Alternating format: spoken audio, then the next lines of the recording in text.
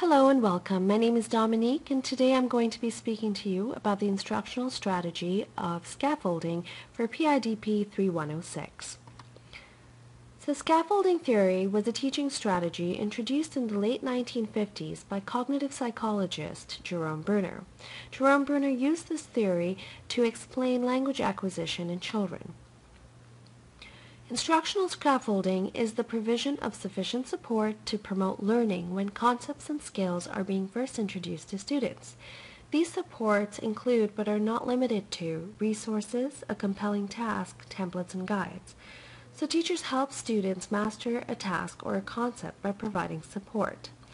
The basic premise of Bruner's theory is that scaffolding is a temporary support that is gradually removed as the learner becomes increasingly capable of comprehending or carrying out the tasks independently. So the materials learned remain consistent through the process, but the assistance on the part of the educator varies depending on the skill of the student. There are two main types of scaffolding. One is hard scaffolding and the other is soft or contingent scaffolding. The major point of difference between the two is that hard scaffolding is predetermined assistance, so the educator decides ahead of time as to how he or she will be helping the student.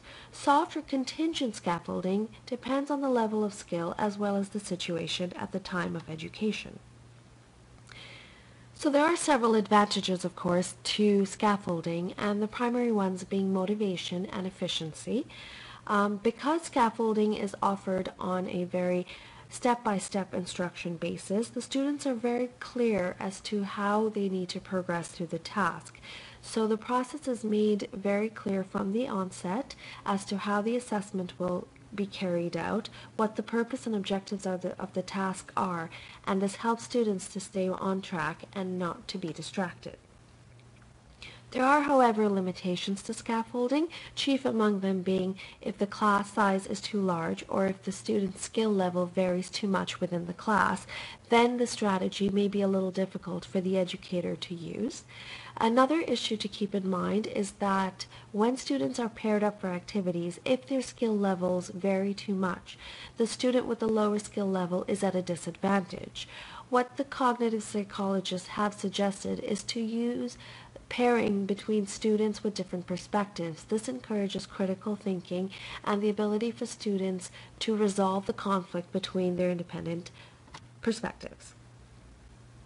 So teachers offer levels of verbal as well as nonverbal demonstration and direction as the student observes, mimics, or shares the tasks. With increased understanding and control, students need less assistance. So the teacher's level and the type of support that they will offer students is going to change over time. It starts off as directive, then moves on to suggestion, encouragement, and eventually observation. So optimum scaffolds adapt to the learner's tempo, moving them from others regulating them to self-regulation. So on the part of the learner, progress is at its highest when they are self-regulating. For the educator's role, scaffolding is that of an expert. So engaging in the learner's intention, calibrating the task, motivating the student, identifying relevant task features, controlling for frustration, and demonstrating as needed. So the scaffolds provided by the educator do not change the nature or the difficulty level of the task. Instead, the scaffolds provided allow the student to successfully complete the task regardless of their skill level. Scaffolding technique should be considered fundamental to good, solid teaching for all students, not just those with learning disabilities or second language learners. So therefore, scaffolding is a very universal teaching strategy, and it also has the opportunity for more general learning through hard scaffolding. So I hope you've enjoyed my presentation. Included with this video is a 2-minute practical approach to scaffolding, which gives you an idea of how it's actually carried out on a day-to-day basis in a classroom environment. So I hope you'll enjoy it, and thank you very much for your time. Have a great day.